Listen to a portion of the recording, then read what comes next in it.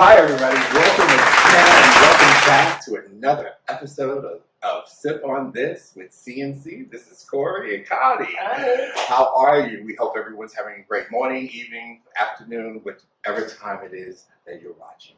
But today, what are we going to be sipping on? So Connie introduced me to, what was that last week? Lambrusco last week. So I am a big fan of this called Kinky, and I wanted to bring it to Connie and see what she thought about the kinkiness of this drink. So let's see. Let's cheers to a new episode. It's called Kinky. Cheers. Cheers.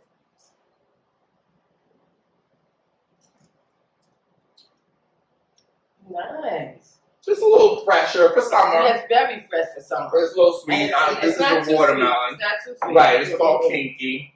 So that's what we're sipping on this evening. Not bad. Mm. I like Oh my gosh. So how have you been, Connie? I've been good and you. Good. I've been trying to take care of myself, trying to look good. Looking good is not always the most important. I know, but I've been trying to do some health stuff. I've been mentioning it in all the episodes that I'll be turning 50, and it's been really important for me. Again, yes. You only turn 50 months. But, on a serious note, health is important, taking care of yourself. And so I've been going and getting my colonoscopy, went to urologist, just to make sure that as I embark on the next chapter, that I'm setting myself up for success. So, today what we're going to do is talk about some self-care, because we know a lot of people that are out here that are really not taking care of themselves, mentally, physically, and spiritually. Yes. So, Connie, share your story with us. With everyone saying, I used to tell people, go to the doctor, go to the doctor. And people be like, oh no, you always go to the doctor. You must be a hypochondriac. Well, here I sit, having had cancer 3 times, the hypochondriac that I am. And I will toast to that. Yeah. And you know why I say that? I'm not making a joke out of it. I'm not doing all this. But it's very, very serious. The reason why I say that is mammograms usually aren't given to women until they're in their 30s. If you have a family history, you need to get it a little sooner. My journey with cancer, I think they had given me the mammogram a little bit too early. So they had already had like a baseline to follow. And in my early 40s, which I'm not too far from, and they gave me a mammogram and they found some cells. And it was the cells were all over the place. In my milk ducts, they call it in situ. So at the time, sometimes people can get breast surgery where they take portions of the breast, But in my case, that was impossible because there weren't too many in the milk ducts. So I had a right breast mastectomy. Okay. So I'm saying this to start with that is because if you don't check it, it's going to check you. If you don't check it, it's going to check you. I like that. See, the thing about that is when it's small like that, they can't find it. It doesn't hurt. There's not a lump. The only way it can be found is if you actually go and have a mammogram. So I would allow society to tell me, oh, no, I can't get one until I'm 35, 40 if I have a family history. Right. I want all you ladies to please, and not just ladies, men as well. I know. I was just about to mention that. I've read that men could get breast cancer too. So. And that's something that we don't hear a lot about, and that's important for men. And the reason why Connie's kind of stressing going at an early age, because prior to taping, we backstage we were just talking about going to colonoscopy, and I'm turning 50, whatever. And she was like, she said, well, you shouldn't wait until then. No. But I'm going ahead. But a lot of people do wait for what a doctor says. You see that the young actor Chadwick Boseman, he was in his 40s, and he probably might have had it in his late 30s. So if there is any family history, you definitely have to go. Or if you feel some kind of way, funny thing about some diseases, it don't hurt till it's already too late. It's too late, but I think a lot of people are fearful of hearing that. You'll be more fearful when you get the diagnosis that you're at stage 4. Okay. So it's much more important to start now. You got to go. The gynecologist, there's a lot of women out here that have cervical cancer, ovarian cancer. And a lot of this comes from the medication that we take. Also comes from the birth control that we've taken. So you got to be up on that. get your pap smear. Pap smear doesn't have an age. So women, please stay up on your pap smear. You get that every year. Now, can women, because I'm not really familiar with women, is there a way to test yourself? No. Only the doctor can do that. Okay. That can only be done by the doctor. But then I've heard like looking for lumps. Well, for the lumps you can. You know, there's a test you can go online if you don't know how to do it. I'm not going to sit here and really show you. All right. So, this you self-test seriously, and for that, and you know, sometimes we say if you're sexually active, of course, definitely go get your pap smears and get your sexually transmitted disease. And if you're not, listen, everybody's not sexually active. We're always back to sex. Right. But that's important. Yeah, but you definitely have to get checked anyway. So don't let that be under. Oh, I'm not doing anything. Why should I go? Excuse me, bullshit. No, because I've had a lot of friends that are women, and they talk about women yeast infections because they're having sex with their partner. It's not even sex. But you know what else causes the yeast infection? Diabetes. Okay. I'm also diabetic. Okay. So I mean, you know, that's other little underlying stuff's come through, and it affects a lot of our body. That's one thing about one thing hits your body, and then it starts going through all the organs and stuff. So you really have to be careful. You know, be mindful. How often try to stop it. How often should a woman? Sorry to interrupt you, but how often should a woman go for their pap smear? Once a year. You should have a pap smear at least once a year. Your mammogram once a year. Mm-hmm. I mean, you should just have a physical once a year. You know, blood can usually tell the story. Right, and I'm learning from my own family that, you know, learning your heritage and your background and knowing what someone in your later generations might have died, passed away from, will give you a clue what to look for, because sometimes we don't know. No, sometimes it's not. That's just it. There's nothing to look for. Here's another tea for you. I used to smoke. I smoked since I was a teenager. And all of a sudden one day I said to myself, oh, I'm just tired of this. I just need a break. And my mother was alive then, and I used to push her in a wheelchair. Right. And being that confident I am, my hands started hurting me. Okay. And it was kind of painful, so I started going to the doctor, and they ran all these tests. And they gave me a CAT scan to see if there was any nerve damage. Mm-hmm. And they said, oh, no, everything's all right, but there's a little something on your right lung. The doctor said, don't worry about your lung. Sure enough, I didn't leave it at that. I pursued it. Sure enough, I had, lung cancer. So that was my first surgery in 2007. But nothing hurt. I didn't cough. I didn't speak. There was no signs, but I smoked. So, if you want to smoke and you want to continue to smoke, make sure you check yourself. Yeah, because unfortunately, my mom has COPD, and she had asthma and smoke. And with COPD, that's an illness that does not get better; it progresses, and smoking is part of that. And I feel like if you are, we're not saying don't do it, because we all have. You can't tell anybody what to do. It's your choice. But I'm only saying to you, check. Reaching out to say to you, please check. I sit here before you. As I say, for the grace of God, and for the fact that I check, I'm always checking. So I go to doctor a lot too. Yeah, it's nothing you want to hear, but it's better I hear it maybe now at the beginning, so I don't have to hear it at the end. I don't have to reach that point where it's like, oh, there's nothing we can do. And P.S. I just recently had surgery again for the lung cancer again, which came back, and it was very small, same thing, beginning stages. Maybe if it had a stage, it would be stage 1. But I had no symptoms. It was just that I generally go once a year for my checkup because I've had that cancer already twice. So I go, just can't leave it by the wayside. Oh, I'm fine. No, you can't do that. So I just trying to tell you all, please. Yeah, I mean, I've taken control of my health. I used to be very scared. I find that in minority communities, we're more scared to go to the doctor. I think I don't know why. And we always have excuses. I can't take off from work. I got to pick up my kids. I don't have any health coverage. Please believe me, there's so many places out there that will help you to get the stuff that you need, the tests that you need, without any charges. They have mobile trucks that do the cancer screening. And if you don't know how to find out about them, go online and Google them. They're there. There's a Ralph Lauren Cancer Center in Harlem on 124th Street between Madison and Park. Stop in there. I've been a part of their clinic for years. I even took my chemo there. They're wonderful. They will guide you, help you, and see you through if necessary. So there's no excuses. Make none. Right. Just do what you got to do to stay healthy. And when we say health, Connie, I know we're talking physical, but there's mental health too. We really have a big issue right now with mental health. With all of us. And a lot of people aren't, myself, we all have something.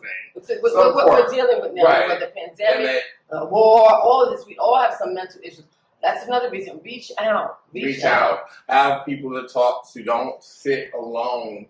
Mental health is really depression, anxiety. I suffer from severe anxiety, and I'm in therapy. I think a lot of African Americans, it's getting better, but we used to look down on therapy. There's nothing to look down on. I mean, everybody's feels. You have to be a robot of some kind, not to feel what's going on around us. If they say one more thing about Trump, I don't know what I'm going to do. It's so depressing. So there's so much that's thrown at us on a constant level that we really have to, we have to rise above it. Don't let it get us down, because it can't.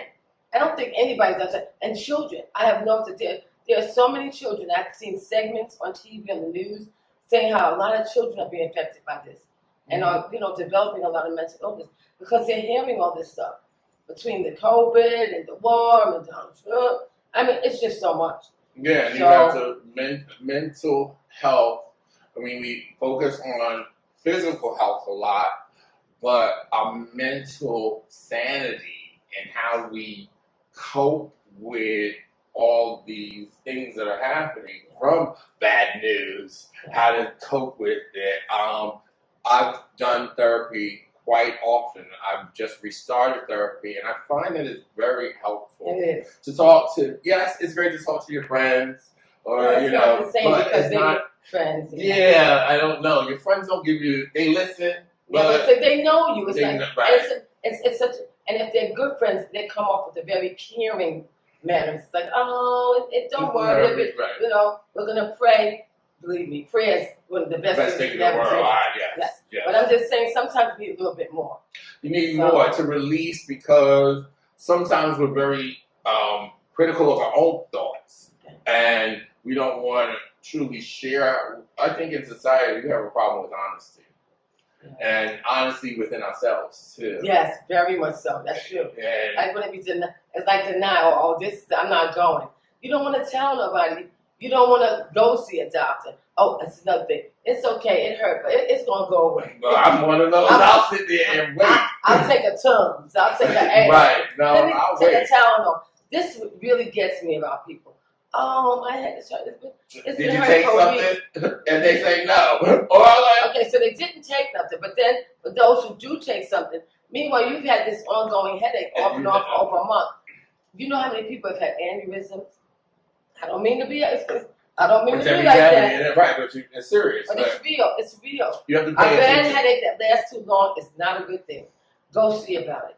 And then I think, though, Connie, what you're saying, too, is, being mentally aware of your body too. If you're not mentally healthy, you're not able to recognize the sign when you need when your body's telling you something. Your body's a temple, and it can tell you something sometimes. And sometimes if it doesn't, and we ignore it. And Connie was honest in a couple episodes before, and I'll be honest. I'm one of those people that will lay on the couch until I can't take it no more, and then go to the hospital. But I got, like you said in the one episode, previous episode, that you have to do better. I have to do better too in that area because I do. And I want all you out there who are listening, please do better. Do better. This whole thing is do you. That's what I want to get the message across. Is to do you.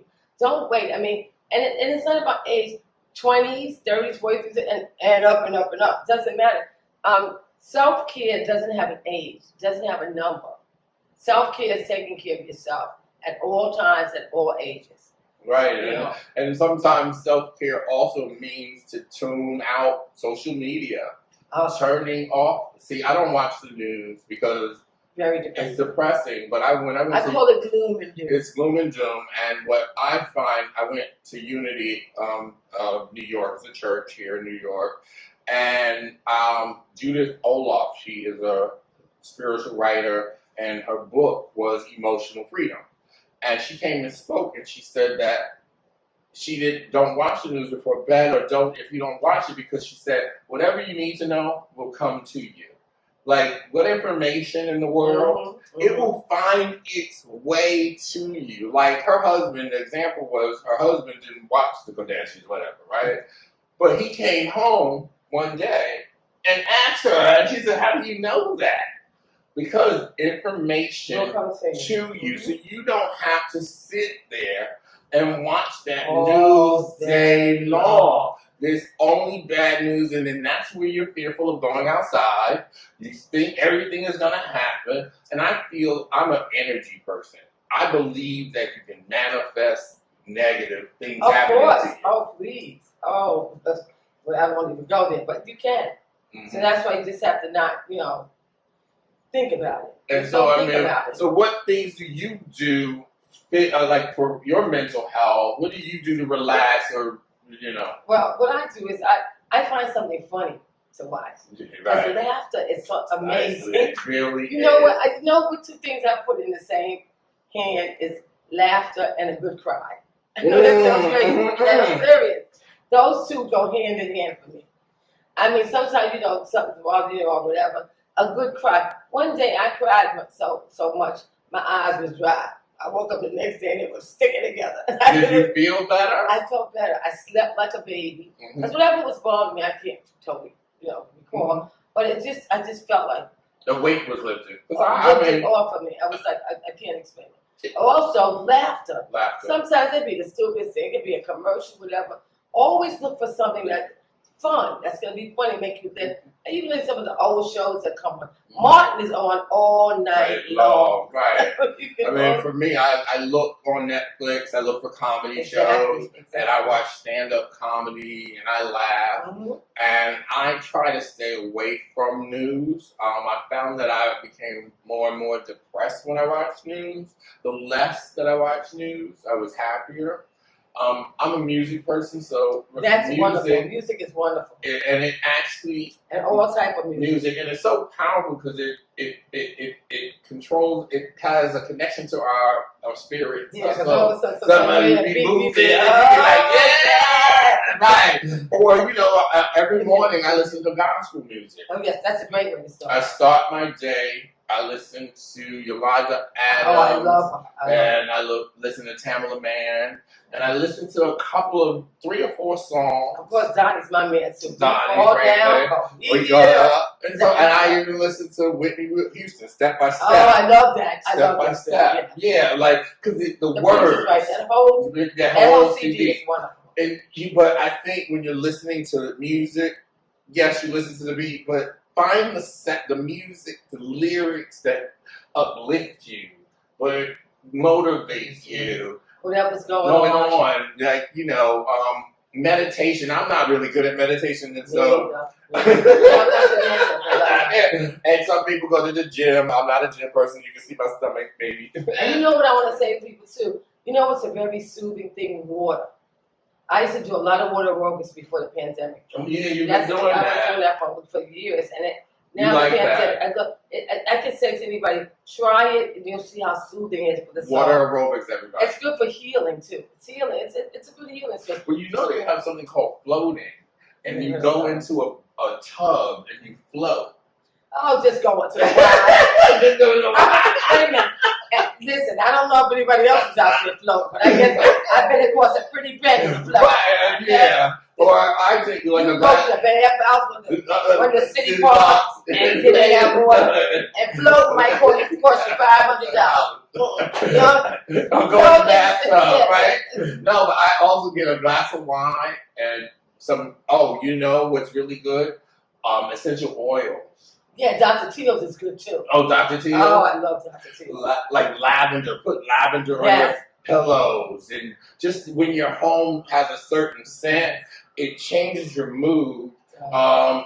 Relax and, disconnect, but not disconnect in a way where you're isolating. But like, I go to Connie's house, she comes here, we have wine, we have food, we laugh, we listen to music, we just talk about everything. Like, that's why we have a show. Yeah, well, why not share? Why not do this? I don't know whether or not anybody else is appreciating it. Right. We hope so. We hope so. I mean, as we because grow. there's things that we talk about with each other, and we say, "Well, Dad, you think anybody else knows about it?" Well, of course, that's dumb because it's a big world, and I'm sure people do. But there are many people just so busy that they don't have time. So what? 20 minutes with us, may right? Yeah, and just we hoping that you get an idea or get the notion that whatever generation you're from, that we can still get along. Gay, straight, white, black, all we can get along and stress-free. And stress-free. And that's another thing.